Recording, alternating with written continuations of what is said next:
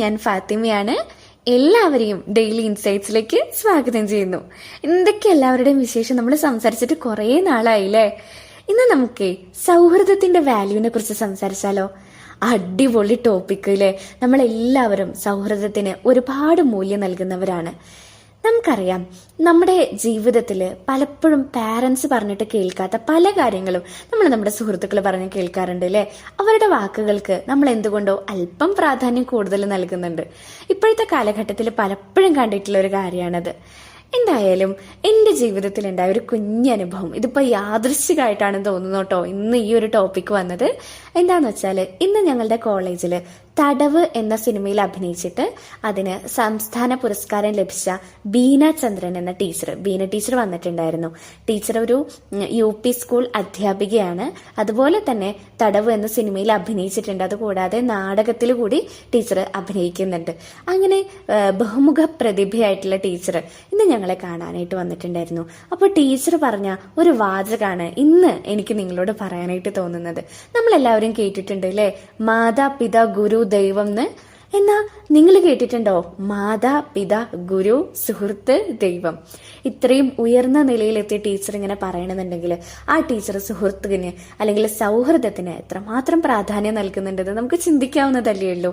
Teacher പറയാണ്, ടീച്ചറുടെ ഓരോ സുഹൃത്തുക്കളുടെ വാക്കുകളും ടീച്ചറെ മുന്നോട്ട് നീങ്ങാനായിട്ട് വളരെയധികം പ്രേരിപ്പിക്കുന്നുണ്ട് എന്നുള്ളതാ. ടീച്ചർ പണ്ട് കോളേജിൽ നാഗവല്ലിയായിട്ടൊക്കെ അഭിനയിച്ചിട്ടുണ്ടായിരുന്നു.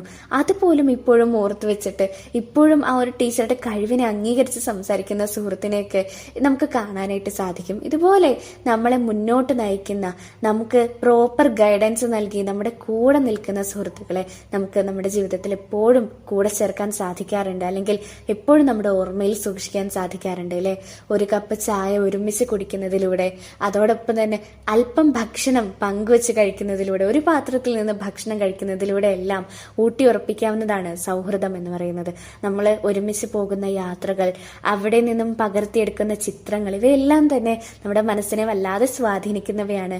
ഓർമ്മകളുടെ നിലയില്ലാ കയത്തിലേക്ക് നമ്മൾ തള്ളിയിടുന്നവയാണ്. ശരിക്കും സൗഹൃദത്തെ കുറിച്ച് പറഞ്ഞു തുടങ്ങിയാൽ ഇങ്ങനെ പറഞ്ഞുകൊണ്ടേയിരിക്കാൻ തോന്നും കേട്ടോ. അത്രത്തോളം എൻ്റെ മനസ്സിനെ സ്വാധീനിച്ചിട്ടുണ്ട് എൻ്റെ പല കൂട്ടുകാരും.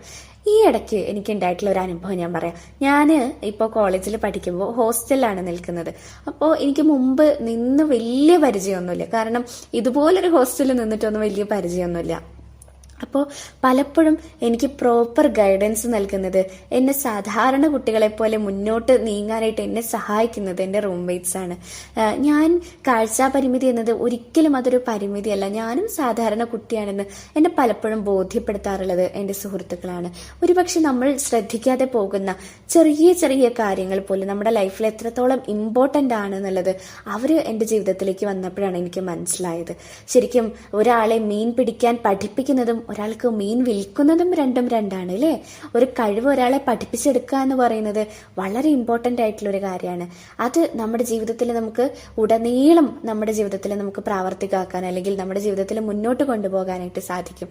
അതുപോലെയാണ് എൻ്റെ സൗഹൃദം എന്ന് എനിക്ക് പറയാൻ പറ്റും. കാരണം പലപ്പോഴും ഞാൻ ചെയ്യാൻ മടിക്കുന്ന പല എൻ്റെ ലൈഫ് സ്കിൽസും എനിക്ക് പഠിപ്പിച്ചു തരാനായിട്ട് എൻ്റെ സുഹൃത്തുക്കൾ മെനക്കെടുന്നുണ്ട്, ക്ഷമ കാണിക്കുന്നുണ്ട് എന്നുള്ളത് തന്നെ വളരെ സന്തോഷിപ്പിക്കുന്ന ഒരു കാര്യമാണ്. ശരിക്കും അത്തരത്തിലുള്ള സുഹൃത്തുക്കളെ നമ്മുടെ ജീവിതത്തിൽ ലഭിക്കുക എന്നുള്ളതാണ് ഏറ്റവും വലിയ കാര്യം. ഒരൊറ്റ കാര്യം ഞാൻ നിങ്ങളോട് പറയട്ടെ, നമ്മളെല്ലാവരും ആഗ്രഹിക്കുന്നതാണല്ലേ മറ്റൊരാളുടെ ഏറ്റവും മൂല്യവത്തായ നല്ലൊരു സുഹൃത്തായി മാറുക എന്നുള്ളത് നമ്മളെല്ലാവരും ആഗ്രഹിക്കുന്ന ഒരു കാര്യമാണ്. അതിന് ഇമ്പോർട്ടൻ്റ് ആയിട്ടുള്ള ഒരു കാര്യമാണ് നമുക്ക് പറയാനുള്ളത് മുഴുവനും പറഞ്ഞു തീർക്കാതെ അവർക്ക് പറയാനുള്ളത് കേൾക്കാനും കൂടി ഒരു ഗ്യാപ്പ് നൽകുക എന്നുള്ളത്.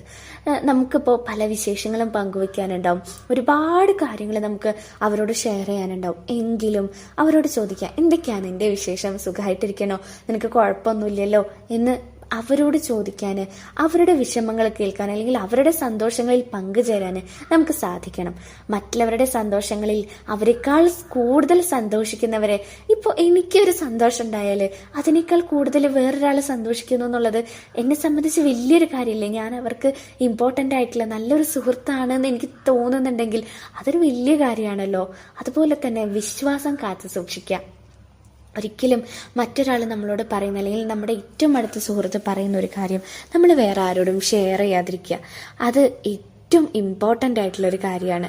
അതുപോലെ തന്നെ ശ്രദ്ധിക്കേണ്ട മറ്റൊരു കാര്യമാണ്, ഇപ്പോൾ നമ്മുടെ ഇടയിൽ അല്ലെങ്കിൽ സുഹൃത്തുക്കളുടെ ഇടയിൽ പരസ്പരം സൗന്ദര്യ പിണക്കങ്ങൾ ഉണ്ടാവും അല്ലേ. നമ്മൾ മനുഷ്യരാണ്, അഭിപ്രായ വ്യത്യാസങ്ങൾ ഉണ്ടാവാം, പിണക്കങ്ങൾ ഉണ്ടാവാം. അവയെല്ലാം നമ്മുടെ ഇടയിൽ തന്നെ തീർക്കാനായിട്ട് ശ്രമിക്കുക. ഒരിക്കലും മറ്റൊരാളുടെ ഇടയിലേക്ക് ആ പിണക്കങ്ങൾ പോവാതിരിക്കാൻ ശ്രമിക്കുക. അതുപോലെ തന്നെ ആ പിണക്കങ്ങൾക്ക് അധികം ആയുസ് നൽകാതിരിക്കുക. എന്തിനാ പിണങ്ങിയിരുന്നിട്ട്? ചിലപ്പോൾ ചെറിയ കാര്യങ്ങളായിരിക്കും, അതൊക്കെ അപ്പം തന്നെ മറന്നു കളഞ്ഞിട്ട് അല്ലെങ്കിൽ വളരെ പെട്ടെന്ന് തന്നെ മറന്നു കളഞ്ഞിട്ട് ഒന്ന് കോംപ്രമൈസ് ആവാനായിട്ട് ശ്രമിക്കുക. അത് തന്നെ നമ്മുടെ ജീവിതത്തെ വളരെ നല്ല രീതിയിലേക്ക് കൊണ്ടുപോകും. നമ്മുടെ സൗഹൃദം കൂടുതൽ മനോഹരാക്കും. പിണക്കങ്ങളാണ് ഇണക്കങ്ങളെ കൂടുതൽ മനോഹരാക്കാന്നാണല്ലോ. അത്തരത്തിലുള്ള ഇണക്കങ്ങളും കൊച്ചു കൊച്ചു പിണക്കങ്ങളും കൂടി ചേർന്നുള്ള ഒരു നല്ല മനോഹരമായ സൗഹൃദം നമുക്ക് നമ്മുടെ ജീവിതത്തിലേക്ക് കൊണ്ടുവരാം. ഓർമ്മകളുടെ സുഗന്ധം നമ്മുടെ സൗഹൃദത്തിലുടനീളം അലയടിക്കുന്നതായിട്ട് പലപ്പോഴും നല്ല സൗഹൃദങ്ങളിൽ കാണാനായിട്ട് സാധിക്കും. നമുക്ക് ഒരു കുഞ്ഞ് ആശ്വാസ വാക്കാകാൻ കഴിയുന്നുണ്ടെങ്കിൽ, നമ്മളാൽ കഴിയുന്ന പരിഹാരങ്ങൾ നിർദ്ദേശിച്ചുകൊണ്ട് അവർക്കൊരു സാന്ത്വനമാകാൻ കഴിയുന്നുണ്ടെങ്കിൽ, അത് തന്നെയല്ലേ സൗഹൃദത്തിന്റെ ഏറ്റവും വലിയ വിജയം. ഇപ്പൊ ചെറിയൊരു കാര്യം മതി, ഇപ്പൊ നമ്മൾ ചെയ്യുന്ന ഒരു കാര്യത്തെ മറ്റൊരാൾ അഭിനന്ദിക്കുന്നതിനേക്കാൾ കൂടുതൽ നമ്മുടെ ഒരു സുഹൃത്ത് നമ്മൾ ചെയ്തൊരു കാര്യം അഭിനന്ദിക്കുകയാണെങ്കിലൊക്കെ എത്രത്തോളം സന്തോഷം ഉണ്ടാവും അല്ലെ. ഇത്തരത്തിൽ ആശ്വസിപ്പിക്കുന്ന വാക്കുകളായി, സാന്ത്വനമായി, മനോഹരമായ ഓർമ്മകൾ പരസ്പരം പങ്കുവയ്ക്കുന്ന നറുപുഷ്പങ്ങളായി മാറാൻ ഓരോ സൗഹൃദ ബന്ധങ്ങൾക്കും അല്ലെങ്കിൽ ഓരോ സുഹൃത്തുക്കൾക്കും സാധിക്കട്ടെ എന്ന് ആശംസിക്കുകയാണ്. നിങ്ങൾ ഓരോരുത്തരും എൻ്റെ സുഹൃത്തുക്കളാണ്.